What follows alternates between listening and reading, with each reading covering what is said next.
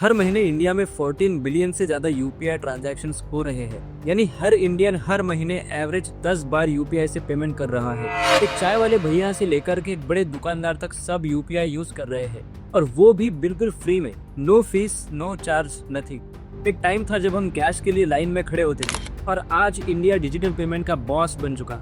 ये एक छोटी बात नहीं है। दुनिया के बड़े बड़े सिस्टम जैसे पेपैल, वीजा को हमने कई मामले में पीछे डाला है। इंडिया ने ऑलमोस्ट हर इंडियन तक बैंकिंग पहुंचा दिया है, और यही सारा यूपीआई की जर्नी, उसका इम्पैक्ट और कुछ थोड़े से challenges and overall revolution explore करेंगे आज के इस वीडियो में।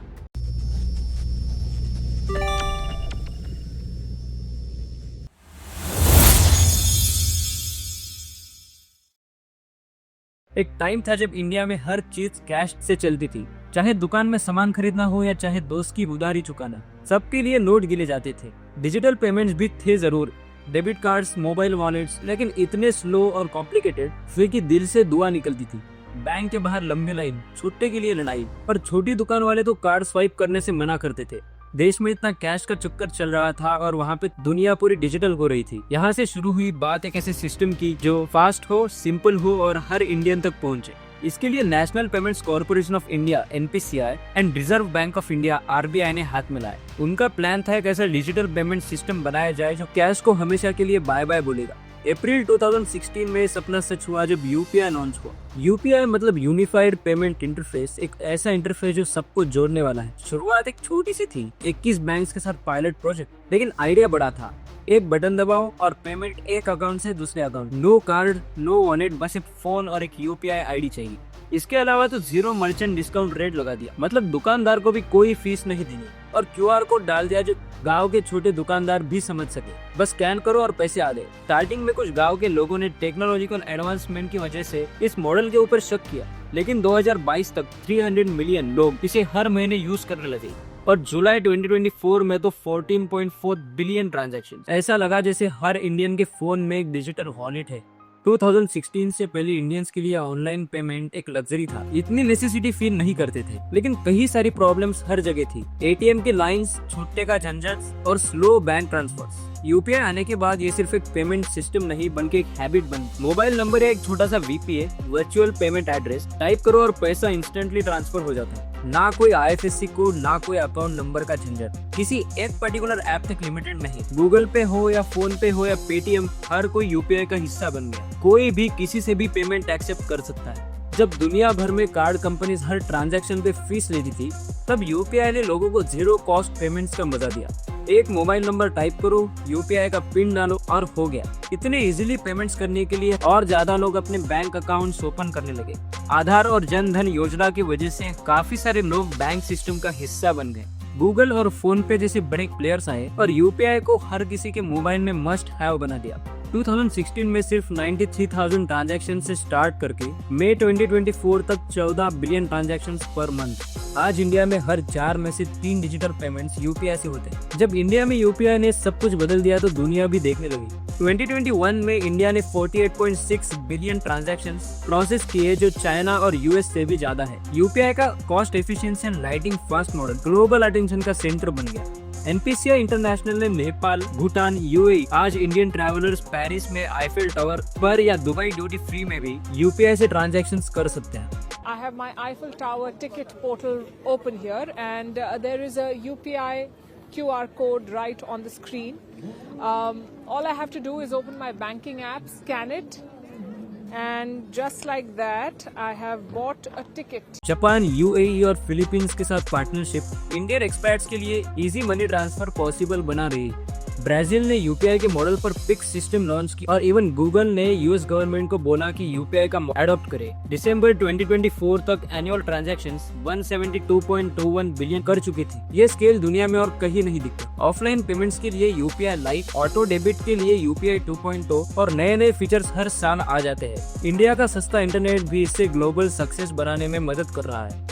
आज हमारा वीजा और स्विफ्ट जैसे ग्लोबल पेमेंट सिस्टम से कंपटीशन है। बाहर के देश अपनी लोकल बैंकिंग पॉलिसीज की वजह से यूपीआई को डायरेक्ट अडॉप्ट नहीं कर पा रहे। सिक्योरिटी और साइबर फ्रॉड्स का भी एक कंसर्न है, लेकिन अभी के मोमेंटम को देख के ऐसा लगता है कि ये सारे चैलेंजेस भी जल्दी ओवरकम हो जाएंगे। ये सिस्टम 24/7 बिना किसी रुकावट के चलता है। आप सुबह 3 बजे भी पेमेंट्स भेज सकते हैं बिना किसी बैंक अवेलेबिलिटी की टेंशन। ये एक रेवोल्यूशनरी स्टेप था जो इंडिया के डिजिटल पेमेंट इकोसिस्टम को नेक्स्ट लेवल पे ले गया, जिसमें कोई भी पर्सनल बैंक डिटेल शेयर करे बिना ट्रांजैक्शंस हो सकती। मतलब सिक्योरिटी भी हाई और ईज ऑफ यूज भी अनबीटेबल। एक और धमाकेदार फीचर जो यूपीआई को और यूनिक बनाता है वो है इंटरऑपरेटिबिलिटी। आपका अकाउंट एसबीआई में हो सकता है, ऐप गूगल पे हो सकती है और पेमेंट फोन पे रिसीव हो सकती है। दुनिया के किसी भी देश में ऐसा seamless bank to bank transfer system इतने लार्ज स्केल पे इम्प्लीमेंट नहीं हुआ। ये इंडिया का एक ग्लोबल बेंचमार्क है जो दुनिया भर के डिजिटल पेमेंट सिस्टम्स को इंस्पायर करता है। एक तरफ दुनिया में कार्ड कंपनीज हर प्रोसेसिंग ट्रांजैक्शन पे एक प्रोसेसिंग फी लेती, लेकिन यूपीआई 1 रुपए भी चार्ज नहीं करती। इसी वजह से छोटी दुकानदारों, स्टूडेंट्स के लिए सबसे यूजफुल है।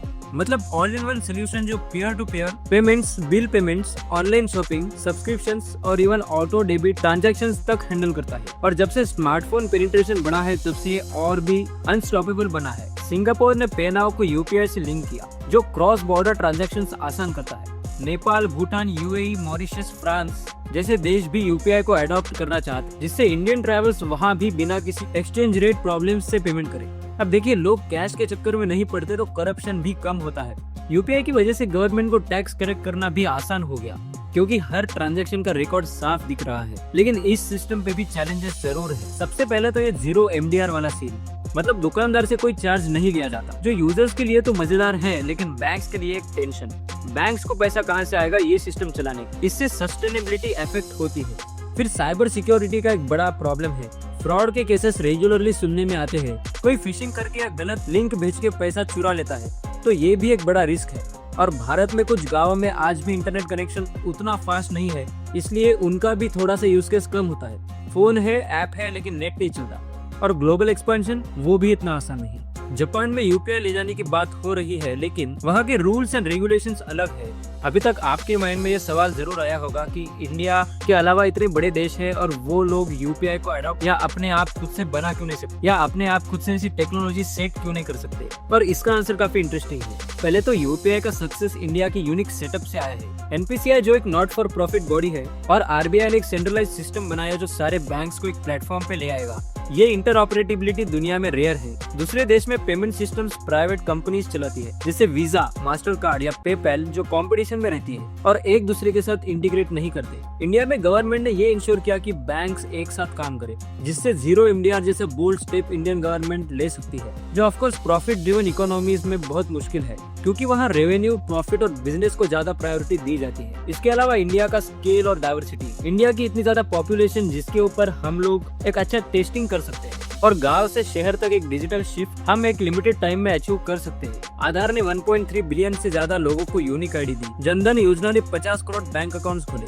और स्मार्टफोन यूजर्स 900 मिलियन यानी 90 करोड़ तक पहुंच गए। और सबसे इम्पोर्टेंट है कि ये सारा इंफ्रास्ट्रक्चर एक साथ रेडी था जब यूपीआई लॉन्च होने वाला था, और इसी वजह से हम इतने पूरे स्टेप्स को इतनी फास्ट तरीके से अडॉप्ट कर पाए। दूसरे देश के पास ये स्केल नहीं है और ना ही इतनी अनबैंक्ड पॉपुलेशन को इतने कम टाइम में कनेक्ट करने का एक्सपीरियंस। और एट लास्ट है टाइम एंड एग्जीक्यूशन। इंडिया ने 2016 में यूपीआई लॉन्च किया एग्जैक्टली तब जब इंडिया में डीमोनेटाइजेशन हुआ और डिजिटल पुश की जरूरत थी। और ये सबसे बड़ा मूव इसलिए था क्योंकि इस वक्त गवर्नमेंट पॉलिसी, पब्लिक नीड और टेक रेडीनेस एक साथ मिले। दूसरे देश के सिस्टम्स फ्रैगमेंटेड है, जैसे यूएस में ACH अलग अलग काम करते हैं या जापान में आज भी कैश ही किंग है। यूपीआई जैसा unified real time zero cost model बनाने के लिए ईयर्स लगते हैं। रेगुलेटरी ओवरहॉल चाहिए और पब्लिक ट्रस्ट चाहिए जो इंडिया ने ऑलरेडी क्रैक कर लिया। अब देखिए, कुछ देश है जो हमसे ये पूरी टेक्नोलॉजी चाहते हैं क्योंकि हमारे पास इंफ्रास्ट्रक्चर और पॉलिसीज ऑलरेडी सेटअप है। ऑफ कोर्स सारे देश की पॉलिसीज उनके हिसाब से अलग होगी, पर इंडिया से भी उन देशों को काफी इंसाइट्स मिल सकते हैं। अब वो लोग काफी हद तक एक रेडीमेड सोल्यूशन चाहते हैं। अगर इंडिया में यूपीआई को और मजबूत करना है तो AI यानी आर्टिफिशियल इंटेलिजेंस काफी रोल प्ले करेगा। ये एक डिजिटल वॉचमैन बन सकता है, फ्रॉड को पहले ही पकड़ लेगा और कोई चोरी करेगा तो अलार्म बजेगा। फिर है ब्लॉकचेन का आइडिया। एक और बड़ा प्लान है, वो है डिजिटल रूपी जो CBDC कहलाता है। इससे न सिर्फ पेमेंट स्मूथ होंगे बल्कि फ्यूचर में कैश का जरूरत ही कम हो सकता है।